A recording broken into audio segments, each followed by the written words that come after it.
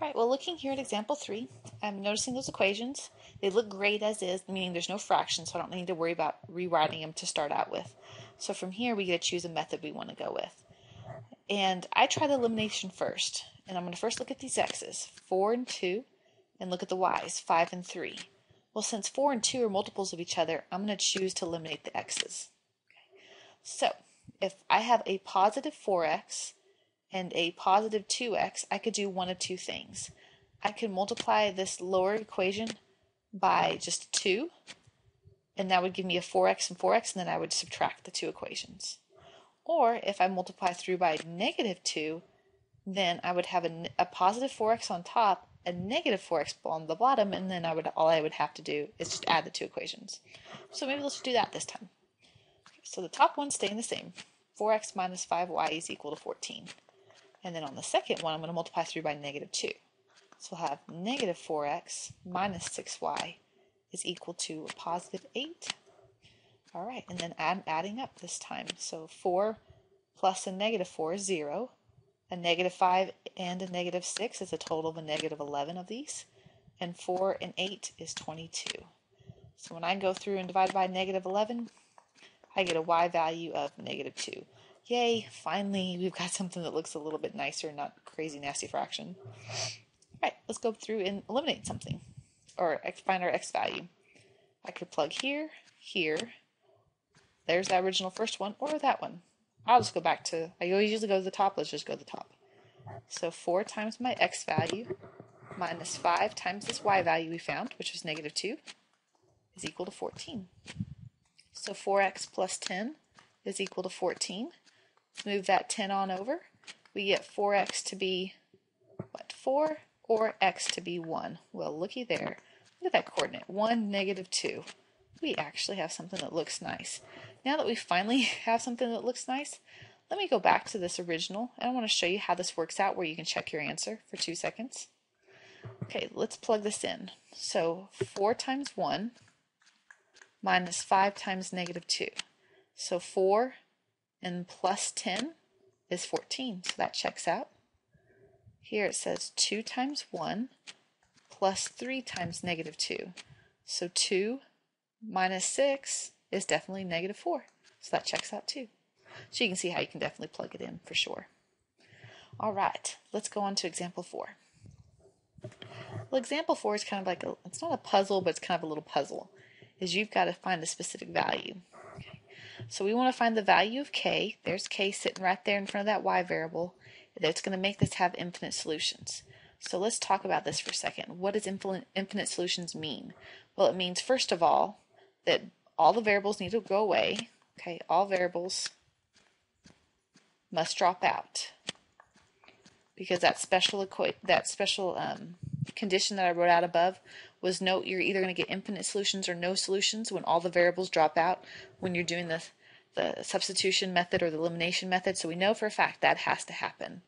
And then secondly, that in order to have infinite solutions, remember that means that these lines, that they cross at every point. So these lines must be parallel.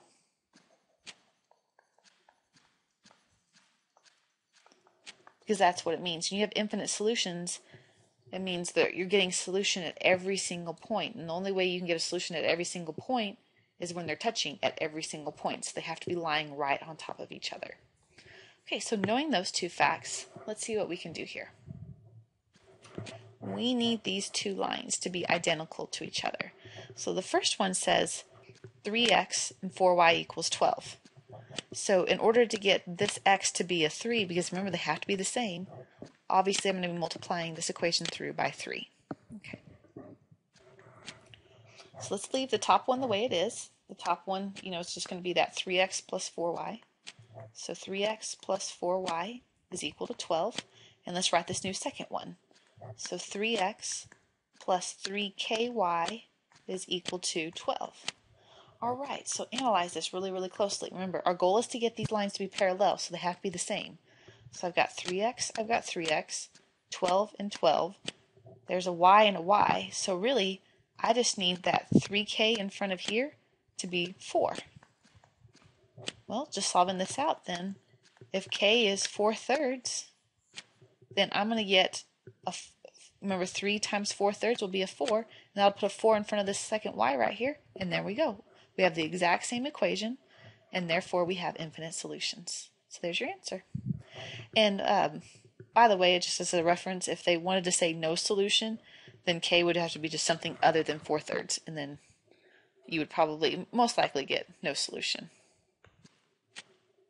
Okay, well, let's go on to our first word problem. So we're going to go to example 5, which is number 15 in the book. So if you don't have your books out, if you'll pause the video real quick, go grab your book, and make sure also if you're at it, go grab your calculator, because we might use those here in just a little bit, and then come back and we'll work on example number 15. Okay, well, if we look at this problem and we kind of highlight some of the key points, is that the Johnson family has 500 total acres of land, and we're going to work on cultivating corn and wheat. Okay, I'm going to jump right now to the very last sentence. The very last sentence says, if he wishes to use the allotted land and his entire budget for cultivating these 2 crops, how many acres of each crop should he plant? That right there is because we need to, first of all, is declare our variables. First of all, how many variables do we have? And then what are they going to represent? Well, the sentence says, how many acres of each crop? Well, he has 2 crops, which is corn and wheat. So therefore, we're going to have 2 variables, corn and wheat. So we're going to say, let's let x equal the number of acres of corn. And then we're going to say, then obviously y is going to be the number of acres of wheat. Have to know that first and foremost before we even think about solving this problem. Okay? Corn and wheat. Now, we're going to go about and actually take the rest of the information that's given there. And because we have 2 variables, our goal is to get 2 equations. If we had 3 variables, we would need 3 equations. As a rule of thumb, in order to actually get a true solution, however many variables you have is how many equations you will need in order to get the true solution. Okay? So we're looking for 2 equations here. And it says that we have a total of 500 acres. Well, if he's going to use all of the acres in order to cultivate the corn and the wheat, if x represents the number of acres of corn, y is the number of acres of wheat, then together, however I split this up, I at least know that together, the acres of corn and the acres of wheat pretty much have to be 500 total acres, right? Because the Johnsons have 500 acres. And we're going to divide them up. Some of them here with the corn and some here with the wheat. But we know together it's going to for sure give us 500 total acres. And we're not going to go less than that. We're going to use all 500. Okay, so that's good. And if you think about it, this whole equation right here is all in terms of acres. We have acres of corn, acres of wheat, equaling total acres completely. So it's all about acres plus acres equals acres. Think about the units, and that is a good step on how to figure out how to do these problems, okay? Now, then they start introducing this whole thing of the cost of cultivating corn and wheat. It's $42 and $30 per acre respectively. So it looks like 42 for corn and 30 for acre. So if we let me write some notes right here. For the corn, the cost of cultivating each acre is $42. And then for the wheat, the cost is $30. And then we have a grand total that we can spend of $18,600. Okay? Well, look how everything here is in terms of dollars. A brand new unit. The first equation was all in terms of acres. Think of that as a unit. Well, the second equation, we're going to do all in terms of dollar amounts. It says that it costs $40 per acre, per meaning multiply, so 42x, because x represents the number of acres and $40 per acre. And then it's 30y is equal to, now I don't want to use 500 again, because 42x represents dollars. It's $42, $30. So I want to set it equal to a dollar amount, which is the total dollars we can spend, which is $18,600. All right. So all of this right here was all in terms of dollar amounts. And that's a good way to sit there and go, okay, how do I take all this information and divide it up into 2 equations? Nothing else, just go for the units. It really, really helps. Okay, we have a system of equations. We're going to use all of our methods we've been doing to try to solve this thing out. Just look at the x and y variables. If you want to do elimination, let's do elimination. Let's say I want to get the x values to go away, to drop out. Well, if I want that, then it looks like this top equation.